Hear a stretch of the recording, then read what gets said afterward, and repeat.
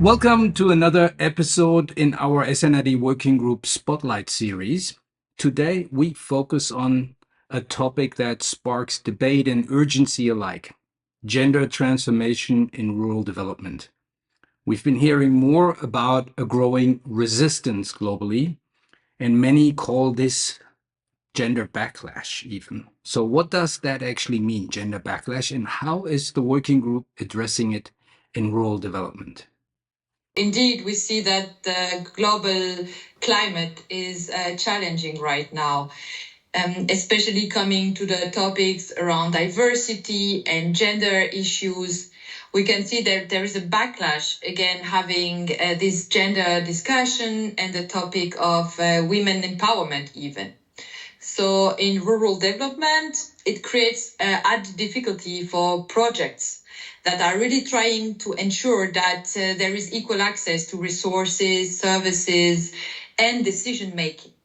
And that's exactly why our Gender Transformative Approach Working Group focuses on gender transformation and not just inclusion.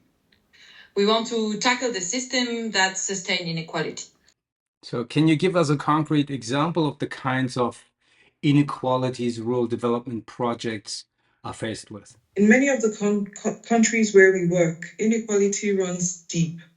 Women and marginalized groups face power imbalances, unequal access to land, finance, and income-generating activities.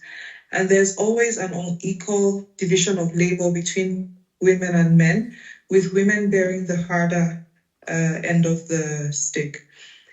Even when projects address gender, it's often just about including women, not about changing the deeper structures. Sometimes the tools and approaches miss local realities. And that's why the GTA Working Group came together, because we believe rural development needs to go beyond participation and truly transform the systems that create or maintain inequalities.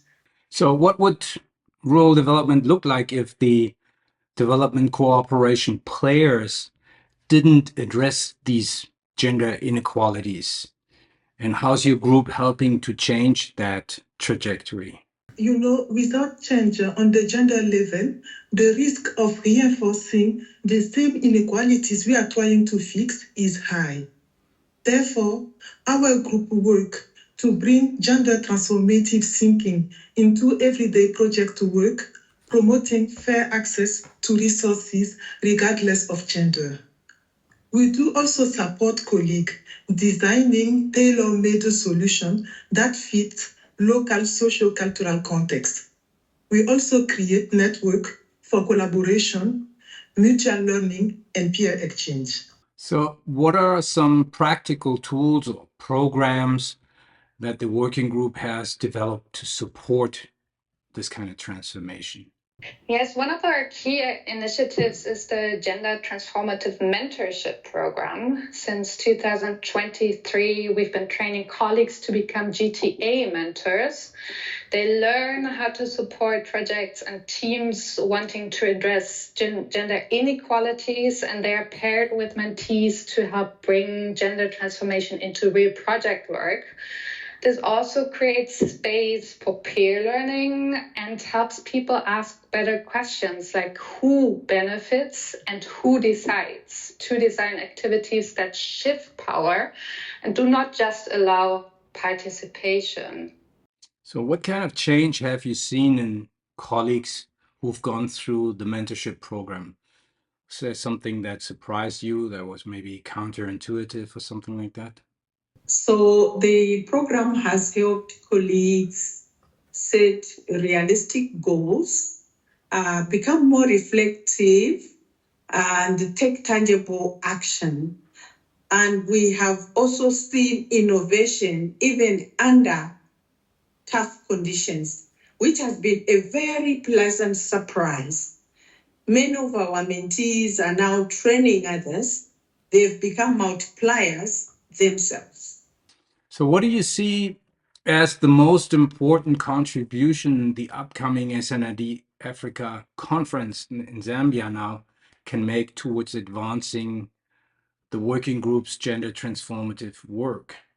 The Zambia conference is a key moment to bring together colleagues from across regions to share real-world experiences, but also to strengthen networks. Most importantly, it will help us identify one or two concrete priorities where we can have collective impact going forward. That could be how to promote continued exchange of experiences and ensure the integration of GTA into project activities.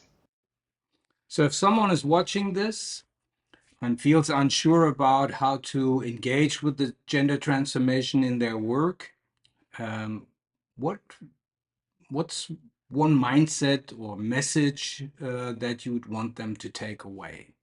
Of course, Pascal, transformation isn't easy, but it is critical. It is not only about laws and forms, it's also about changing minds, attitudes, and budgets. Everyone has a role to play, and even a small shift can challenge inequalities. We want to make sure gender transformative approaches are not seen as an add-on, but as a core part of how we suggest approaching rural development. Thank you.